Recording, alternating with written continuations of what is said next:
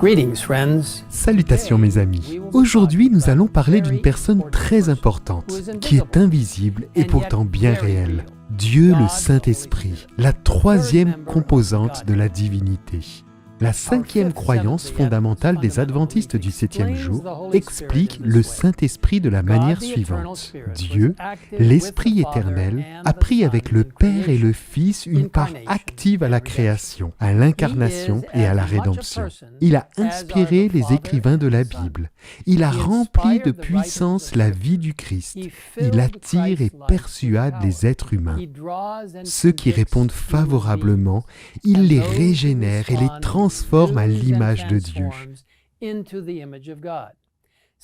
Envoyé par le Père et le Fils pour être toujours avec ses enfants, il dispense ses dons spirituels à l'Église, lui donne la puissance nécessaire pour rendre témoignage au Christ et en harmonie avec les Écritures la conduit dans toute la vérité. Une nuit, il y a près de 2000 ans, Jésus a dit à Nicodème, comme le rapporte Jean 3, verset 5,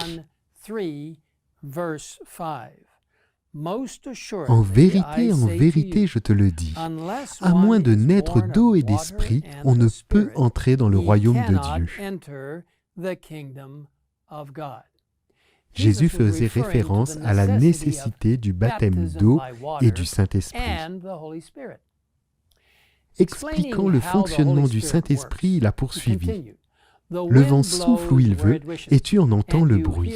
Mais tu ne sais pas d'où il vient ni où il va. C'est aussi le cas de toute personne qui est née de l'Esprit. Une part importante de l'action de l'Esprit consiste à nous convaincre de nos péchés, à nous amener à la repentance et à transformer notre vie pour qu'elle ressemble à celle de Jésus.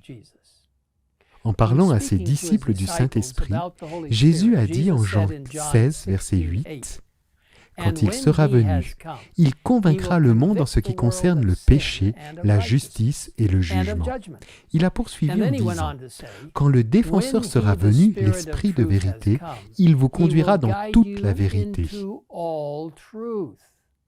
Une tâche importante du Saint-Esprit est de nous aider à comprendre la vérité que Dieu a révélée dans la Bible. Examinez cette explication puissante de l'œuvre du Saint-Esprit donnée par Ellen White. Son œuvre consiste à établir et à maintenir la vérité. Il commence par habiter dans le cœur en tant qu'esprit de vérité, et c'est ainsi qu'il devient un consolateur. La consolation et la paix procèdent de la vérité. Il ne peut y avoir de vraie paix et de vraie consolation dans l'erreur. Le Saint-Esprit, dans les Écritures, parle à l'intelligence et grave la vérité dans le cœur. Il dévoile ainsi l'erreur et l'expulse de l'âme. En tant que partie intégrante de la divinité, le Saint-Esprit a toujours existé et la Bible le révèle comme une personne et non comme une force impersonnelle.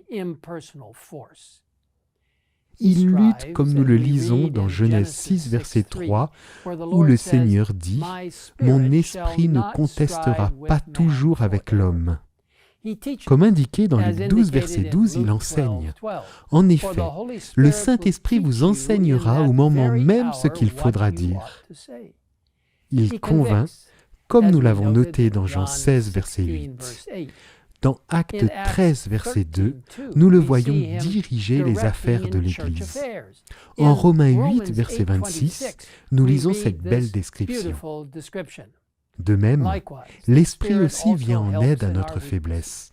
En effet, nous ne savons pas ce qu'il convient de demander dans nos prières, mais l'Esprit lui-même intercède pour nous par des soupirs que les mots ne peuvent exprimer. Il inspire, comme l'indique 2 Pierre 1, verset 21. Car ce n'est jamais par une volonté d'homme qu'une prophétie a été apportée, mais c'est poussé par le Saint-Esprit. Et sanctifie, comme mentionne 1 Pierre 1, verset 2. La préscience de Dieu le Père est conduite à la sainteté par l'Esprit, afin de devenir obéissant et d'être purifié par le sang de Jésus-Christ. Le Saint-Esprit était actif lors de la création, alors qu'il planait au-dessus de l'eau. David l'a reconnu lorsque, dans le psaume 51, verset 13, il s'est écrié « Ne me rejette pas loin de toi, ne me retire pas ton Esprit Saint. » Nous voyons le rôle du Saint-Esprit dans l'incarnation de Jésus-Christ. Lorsqu'un ange a dit à Marie ce qui suit, comme le rapporte Luc 1, verset 35, « Le Saint-Esprit viendra sur toi, et la puissance du Très-Haut te couvrira de son ombre. C'est pourquoi le Saint-Enfant qui naîtra sera appelé Fils de Dieu. » Jésus lui-même a reconnu l'onction du Saint-Esprit lorsqu'il a lu le passage d'Ésaïe 61, verset 1.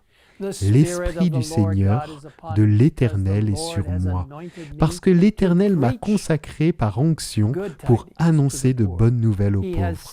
Il m'a envoyé pour guérir ceux qui ont le cœur brisé, pour proclamer aux déportés la liberté et aux prisonniers la délivrance. »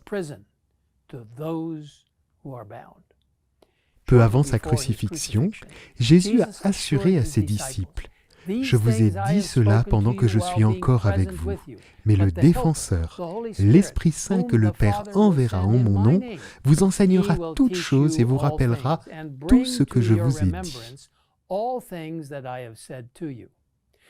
À peine 50 jours plus tard, la promesse du Christ à ses disciples s'est accomplie, comme l'indique le récit des Actes, chapitre 2, versets 1 à 4.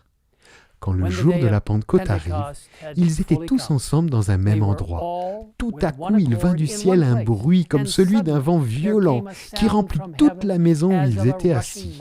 Des langues qui semblaient de feu leur apparurent, séparées les unes des autres, et elles se posèrent sur chacun d'eux. Ils furent tous remplis du Saint-Esprit.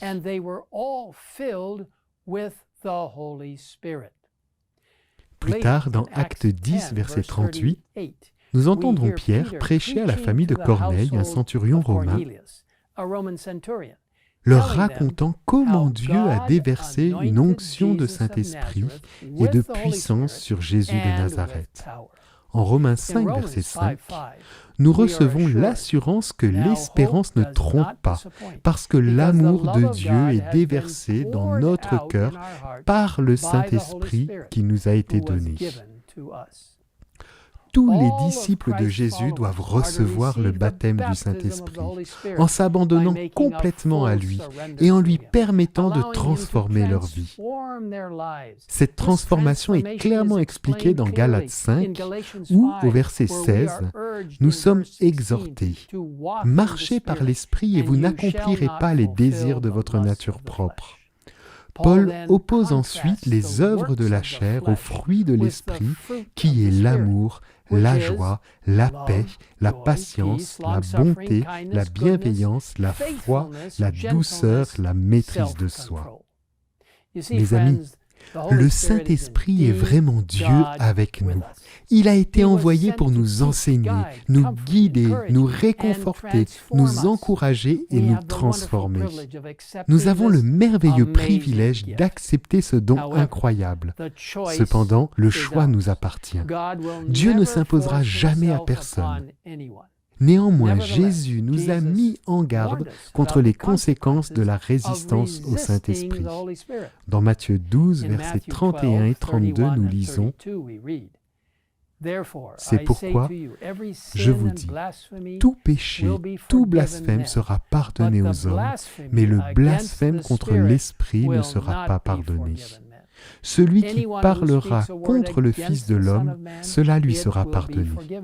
Mais celui qui parlera contre le Saint-Esprit, le pardon ne lui sera accordé ni dans le monde présent, ni dans le monde à venir. » Un péché qui ne peut être pardonné, comment est-ce possible? En effet, c'est par le Saint-Esprit que Dieu nous atteint, nous convainc de nos péchés et nous transforme. Si nous l'excluons, nous avons choisi de couper la communication avec Dieu lui-même.